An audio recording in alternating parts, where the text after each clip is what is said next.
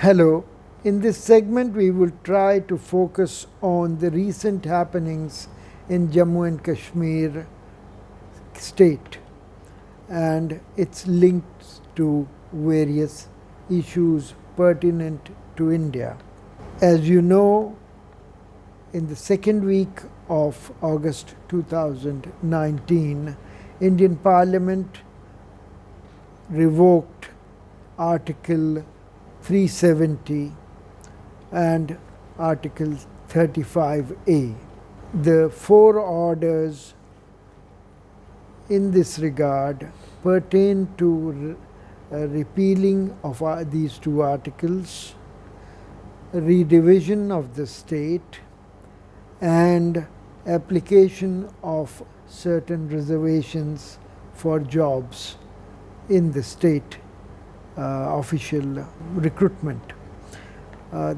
These were passed by both houses of the Indian Parliament by nearly two-thirds majority, and they have since been ratified by the Presidency and are likely to get into effect soon.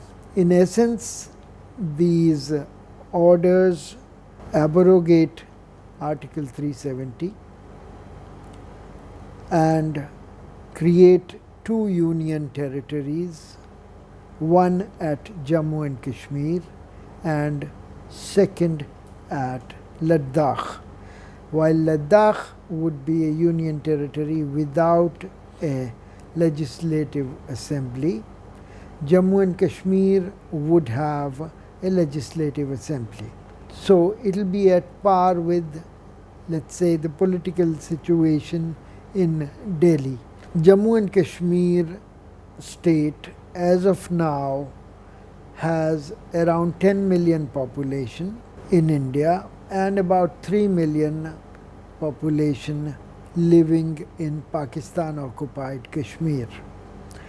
It has a total area of 222,000 square kilometers. India administers nearly two-thirds of it, while one-third is administered by Pakistan.